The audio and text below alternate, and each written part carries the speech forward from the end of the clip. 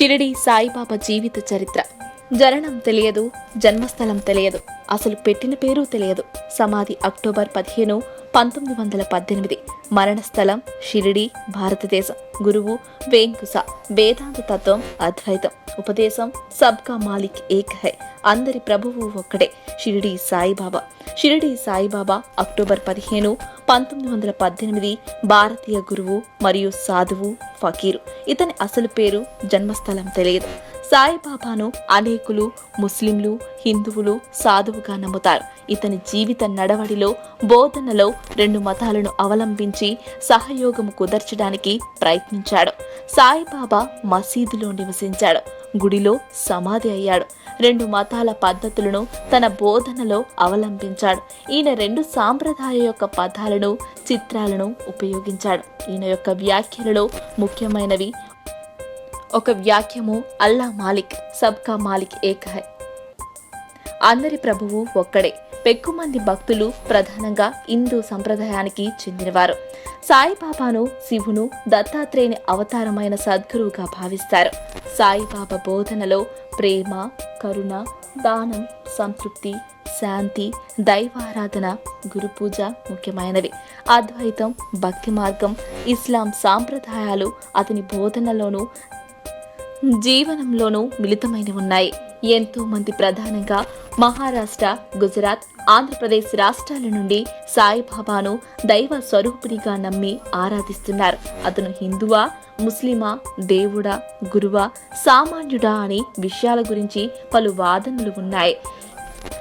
షిరిడి సాయిబాబా జీవిత చరిత్ర నేపథ్యం, సాయిబాబా పుట్టు పూర్వోత్తరాల గురించి తెలియడం లేదు. ఈ విషయమై జరిగిన కొన్ని అధ్యయనాల వల్ల బాబా షిరిడి చుట్టుపక్కల జన్మించి ఉండవచ్చునని, అతని బాల్యనామం హరిబాబు భూసారి కావచ్చునని కొన్ని అభిప్రాయాలు ఉన్నాయి. తన జన్మ, బాల్యాల గురించి బాబా ఎప్పుడూ స్పష్టంగా చెప్పలేదు. అవి అనవసరమని అనేవాడు. ఎందుకంటే ఎక్కడ పుట్టాడో మరియు పేరు ఏమిటో తెలిస్తే ప్రతి మనిషి ముందు వారి కుల గోత్రాలు చూస్తారు మరియు వారిది ఈ మతమని మనసులో నాటేసుకుంటారు. బహుశా బాబా గారు అందుకే వారి పేరు మరియు పుట్టిన ప్రదేశం ప్రస్తావన చేయలేదు. ఒక మారు తన ప్రియానుయాయుడైన మహల్సాపత్తో తాను పత్రి గ్రామంలో ఒక బ్రాహ్మణ కుటుంబంలో పుట్టి ఒక ఫకీరు సంరక్షణలో పెరిగినట్టు చెప్పాడని కథనం ఉంది. మరొక మారు ఫకీరు భార్య తనను సేలుకు చెందిన వెంకోసా అనే గురువుకు అప్పగిస్తున్నట్లు తాను వెంకోసా వద్ద 12 ఏళ్లు శిష్యరికం చేసినట్లు చెప్పాడంటారు. ఈ రెండు కథనాల వలన బాబా పూర్వ జీవితం గురించి వివిధ అభిప్రాయాలు ఉన్నాయి.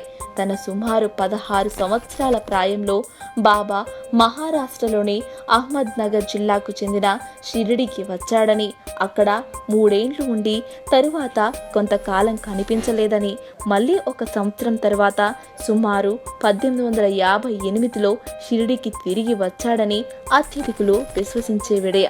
ఈ ప్రకారం బాబా సుమారు 1838లో జన్మించి ఉండవచ్చును. ఆ యువకుడు ఒక వేప చెట్టు కింద ధ్యానంలో రాత్రింబవళ్లు కూర్చుని ఉండేవాడు. అతనిని చూసి గ్రామస్తులు ఆశ్చర్యపడేవారు.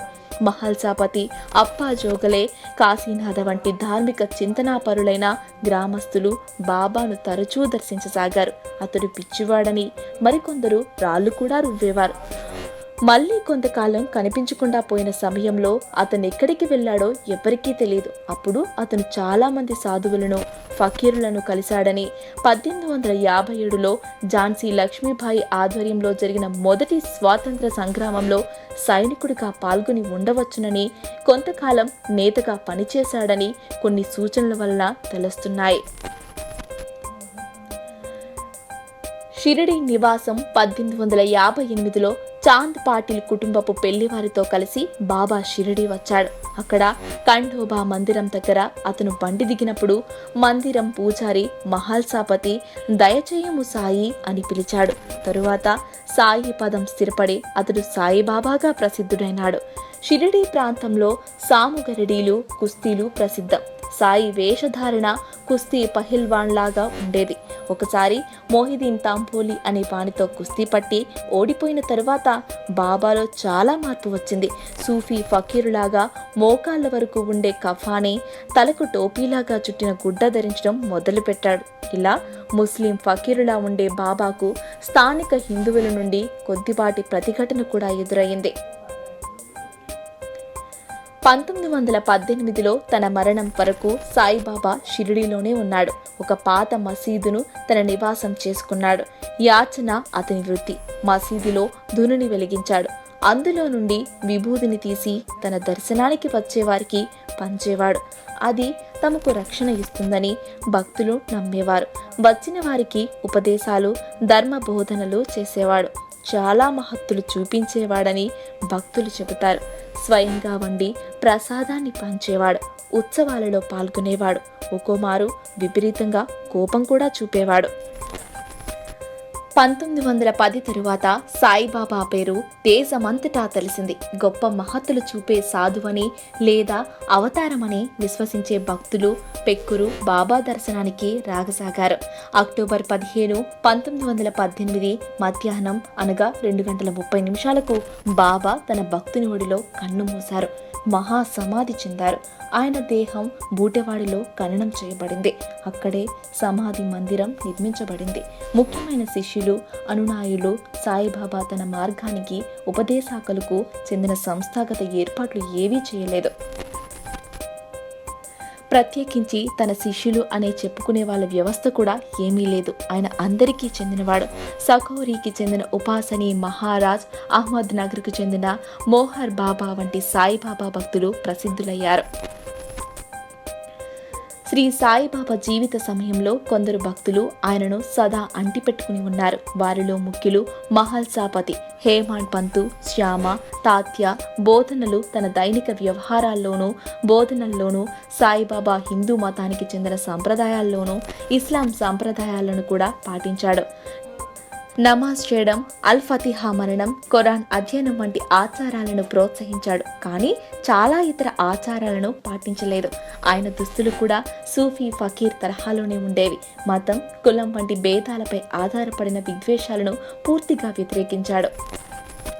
అలాగే సనాతన ఛాందస సాంప్రదాయాలను ఏ మతానివైనా కానీ ఖండించాడు. తాను ఫకీరుగా ఉన్న తన అనుయాయులను సామాన్య గృహస్థ జీవనం గడపమని చెప్పాడు. ప్రార్థన, భగవన్ నామస్మరణ, పుణ్యగ్రంథ పఠనం వీటిని ప్రోత్సహించాడు. ఖురాన్ చదవమని ముస్లింలకు, రామాయణం, భగవద్గీత, విష్ణు సహస్రనామ స్తోత్రం వంటివి పారాయణం చేయమని హిందువులకు ఉపదేశించాడు. నీతిబద్ధమైన జీవనం గడపమని, ఇతరులను ప్రేమించి సహాయం చేయమని చెప్పాడు. తన భక్తులకు 2 ముఖ్యమైన లక్షణాలు అలవరుచుకోమని పదే పదే చెప్పాడు. అవి శ్రద్ధ అనగా విశ్వాసం, భక్తి, దీక్ష, సబూరి, ఓర్పు, సాధన. నాస్తికత్వానికి తప్పుపట్టాడు. అశ్రద్ధ చేయకుండా బాధ్యతలు నెరవేర్చాలని, వ్యామోహానికి లొంగకుండా తృప్తులు కావాలని ఉపదేశించాడు. 2 మతాల గ్రంథాలను సాయిబాబా ఆదరించి వ్యాఖ్యానించాడు.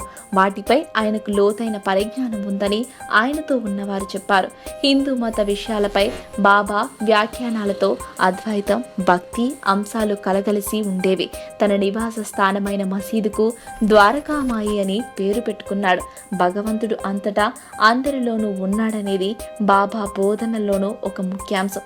అతని ఉపదేశాలు ఇస్లామిక్ సిద్ధాంతాలకు, ఉపనిషత్తు సూత్రాలకు కూడా సరిపోతాయి. ఈ లోకం నశ్వరమని, భగవంతునిచ్చే మోక్షమే శాశ్వతమని చెప్పాడు. సాధనలో గురువు ప్రాముఖ్యతను గురించి, గురువునే దేవుడిగా భావించమని పదే పదే చెప్పాడు. పూర్వపు కర్మల కారణంగా వివిధ ఫలితాలు సంభవిస్తాయని కూడా చెప్పాడు. సాయిబాబా రచించిన గ్రంథాలేవీ లేవు. అతని బోధనలు మౌలికంగానే శిష్యులకు లభించాయి. అవి పెద్ద పెద్ద ఉపన్యాసాలు కూడా కావు. సమయానుసారంగా చేసిన చిన్న చిన్న ఉపదేశాలు. తన వద్దకు దర్శనానికి వచ్చిన వారిని తరచూ సాయిబాబా దక్షిణ అడుగుతూ ఉండేవాడు. అలా వచ్చిన ధనాన్ని పేదలకు పంచిపెట్టేవాడు. మిగిలిన కొద్దిపాటి ధనంతో పొగాకు, అగ్గిపెట్టెల వంటివి కొనేవాడు. భక్తుల వద్ద దక్షిణ తీసుకుని వారి పూర్వ రుణాలను చెల్లించడానికి దోహదం చేస్తాడని అతని అననుయాలు అనేవారు. దానము, ఉన్నదానిని ఇతరులతో పంచుకోవడం ఇవి బాగా బాబా ప్రోత్సహించిన గుణాలు. ఏదో సంబంధం లేకుండా ఎవరూ ఎక్కడికి వెళ్ళలేరు అని బాబా అనేవాడు. దగ్గరకు వచ్చిన వారిని తిరస్కరించకుండా ఆహ్వానించి ఆదరించమని చెప్పేవాడు. దప్పిగా కొన్నవారు నీరు, ఆకలిగా ఉన్నవారికి అన్నము, నగ్నంగా ఉన్నవారికి దుస్తులు ఇవ్వు. నీ వరండాలో నలుగురు కూర్చుని విశ్రమించే అవకాశం ఇవ్వు. అలాగైతే శ్రీహరి నిన్ను తప్పక ప్రసన్నుడవుతాడు. ఒకవేళ దానం చేయడం ఇష్టం లేకపోతే మర్యాదగా నిరాకరించు గాని వారి ఎడ్ల కుక్కలాగా మొరగవద్దు అని చెప్పాడు. బాబా చెప్పిన వాటిలో మరికొన్ని ప్రసిద్ధ వాక్యాలు: నేనుండ భయమెందులకు, అతని మొదలు లేదు తుది లేదు. తన భక్తులు బాబా 11 వాగ్దానాలు చేశాడు. అందులో మొదటిది షిరిడీలో అడుగుపెట్టిన వారి కష్టాలు తీరినట్లే. మసీదు మొట్లెక్కగానే దీనులతో సంతోషం వెళ్లి విరుస్తుంది. నేను భౌతిక దేహాన్ని విడిచిన తరువాత కూడా సచేతనంగా ఉంటాను. నా సమాధి నా భక్తులను దీవిస్తుంది. వారి అవసరాలను అక్కడే జవాబు లభిస్తుంది. నా సమాధి నుండే నేను మీకు దర్శనమిస్తాను. నా సమాధి నుండి నేను మాట్లాడతాను. నా వద్దకు వచ్చి శరణు కోరిన వారికి సహాయం చేయడానికి నేనెప్పుడూ ఉంటాను. మీరు నా వంక చూడండి, నేను మీ వంక చూస్తాను. మీ భారాలను నాకు అందిస్తే నేను తప్పక మోస్తాను. నా సహాయం బోధన కోరిన వారికి అవి వెంటనే లభిస్తాయి. నా భక్తుల ఇంట లేమి అనేది ఉండదు. మత సామరస్యం. హిందువుల దైవమైన శ్రీరాముడు, ముస్లింల దైవమైన అల్లా ఒక్కరే. ఇరువురి బోధనల సారాంశం ఒక్కటే. అందరి దైవం ఒక్కరే కనుక మీలో మీరు కలహించుకోవడం మాని సోదరుల వలె కలిసిమెలిసి జీవించండి. సర్వాంతర్యామి అయిన ఆ భగవంతుడిని సేవించుటకు మతభేదం ఆటంకం కాకూడదు. ఒక ముస్లింకు సంతానం కలిగితే షిరిడీలో మిఠాయి పంచుతానని మొక్కుకున్నాడు. సాయి అతనిని అల్లా అచ్చా కరేగా అని దీవించారు. కొంతకాలానికి అతని కోరిక ఫలించి కొడుకు పుట్టాడు. వెళ్ళి మారుతి ఆలయంలో మిఠాయి పంచు అన్నారు. మారుతి ఆలయంలో మిఠాయి పంచి తిరిగి సాయి వద్దకు రాగా ఆయన ఎంతో ఆనందంతో అతనిని కౌగిలించుకుని అల్లా అచ్చా కరేగా అని ఆశీర్వదించారు. అందరి దైవం ఒక్కరే. మతం అనేది ఆ దైవాన్ని చేరుకునే ఒక మార్గం మాత్రమే. ఖురానును చదవగానే సరికాదు, అందులోని సారాంశాన్ని వంట పట్టించుకుని ఆచరించాలి. భక్తులు, పూజా విధానాలు. ఖండోబా ఆలయంలో పూజారి మహల్సాపతి సాయిబాబాకు మొదటి భక్తుడని ప్రతీతి. తరువాతి కూడా కొద్దిమంది స్థానిక శిష్యులు. విశ్వాసంతో దర్శనానికి వచ్చే మరి కొద్దిమంది మాత్రమే బాబా భక్తజనంగా పరిగణించవచ్చును. 1910 తరువాత ఒక భక్తుడైన దాసాగను తన సంకీర్తనల ద్వారా బాబా మహిమలను దేశమంతటా చాటాడు. అప్పటి నుండి దేశంలో చాలా ప్రాంతాల నుండి హిందూ, ముస్లిం భక్తులు పెద్ద సంఖ్యలో షిరిడీకి రాసాగారు. బాబా జీవితకాలం చివరి భాగంలో కొందరు క్రైస్తవ, పార్సీ భక్తులు కూడా షిరిడీ సాయి దర్శనానికి రాసాగారు. షిరిడీలోని సాయి మందిరంలో నిత్య పూజలు జరుగుతున్నాయి. అనుదినం వేల సంఖ్యలో వివిధ ప్రాంతాల నుండి భక్తులు షిరిడీకి వచ్చి బాబా దర్శనం చేరుకుంటారు. శ్రీ సాయి బాబా సంస్థాన్ అనే సంస్థ నుండి షిరిడీ కేంద్రంగా వివిధ కార్యక్రమాలు, ఆలయ నిర్వహణ కొనసాగిస్తున్నది. దేశంలో అన్ని ప్రధాన నగరాల్లోనూ సాయిబాబా మందిరాలున్నాయి. ఆంధ్రప్రదేశ్లో అనేక నగరాల్లోనూ, పట్టణాల్లోనూ, చాలా గ్రామాల్లోనూ సాయి మందిరాలున్నాయి. సాయిబాబా గురించి అనేక పుస్తకాలు ప్రచురితమయ్యాయి. హిందువుల యాత్రా స్థలాల్లో ఒకటిగా షిరిడీ పరిగణించబడుతున్నది. అయితే సాయిబాబా ఆరాధ్య ధ్యానంలో కొద్దిపాటి మాత్రమే షిరిడీ సాయి సంస్థానం మార్గదర్శకత్వ వ్యవస్థలో ఉంది. అధికంగా భక్తులు, పూజలు, ఆలయాలు అక్కడి ప్రజల సంకల్పానుసారంగా ఏర్పాటు చేయబడుతున్నది. భారతదేశం వెలుపల అమెరికా, ఆస్ట్రేలియా, మలేషియా, సింగపూర్ వంటి చోట్ల కూడా సాయిబాబా భక్తులు ఆరాధనా కార్యక్రమాలు జరుగుతున్నాయి. షిరిడీలోని సాయి మందిరానికి సగటు రోజు 20,000 మంది సందర్శకులు వస్తారని, కొన్ని ప్రత్యేక దినాలలో ఈ సంఖ్య 1,00,000 వరకు ఉంటుందని అంచనా. మహిమలు, సాయిబాబా భక్తులు, అనుచరుడు చెప్పే కథనాల ప్రకారం సాయిబాబా పెక్కు మహిమలు కనబరిచాడు. వీటిలో ఎక్కువగా హేమాడ్ పంతు రచించిన సాయి సచ్చరితలో ప్రస్తావించబడ్డాయి. దీర్ఘకాలిక వ్యాధులను నయం చేయడం, కంఠయోగం వంటి అసాధారణ యోగ ప్రక్రియలో గాలిలో తేలి ఉండడం, ప్రకృతి శక్తులను నియంత్రించడం, భక్తుల మనసులోని విషయాలు తెలుసుకోవడం, దూర ప్రాంతాలలో భక్తులు తన సందేశం తెలియచేయడం వంటివి ఇలాంటి మహిమలలో కొన్ని. తన భౌతిక దేహాన్ని విడిచిన తరువాత కూడా బాబా అనేక భక్తులకు కళ్ళలలోనూ మనోధ్యాన సమయంలోనూ దర్శనమిచ్చి మార్గనిర్దేశనం చేయడం, కష్టాల నుండి విముక్తి కలిగించడం వంటి మహిమలు కనబరిచినట్లు పెక్కు భక్తులు చెబుతూ ఉంటారు. ఇటువంటి విషయాలు భక్తులు సత్సంగ కార్యక్రమాల్లో తరచూ చెప్పబడతాయి. చారిత్రక ఆధారాలు 1916లో గోవిందరావు రఘునాథ దబోల్కర్ ఇతని సాయిబాబా హేమాడ్పంత్ అనే పేరు పెట్టాడు. మరాఠీలో రాసిన సాయి సచ్చరిత అనే గ్రంథం సాయిబాబా జీవిత విశేషాలకు సంబంధించిన ముఖ్యమైన ఆధారం. ఈ రచయిత స్వయంగా సాయిబాబా సన్నిహిత అనుచరుడు. ఎక్కువ విషయాలు తను ప్రత్యక్షంగా చూసినవి లేదా బాబా మాటలలో చెప్పినవి లేదా ప్రత్యక్ష సాక్షులు చెప్పినవిని వ్రాశాడు. ఈ గ్రంథం దాదాపు అన్ని భారతీయ భాషల్లోకి ఆంగ్లంలోకి అనువదించబడింది.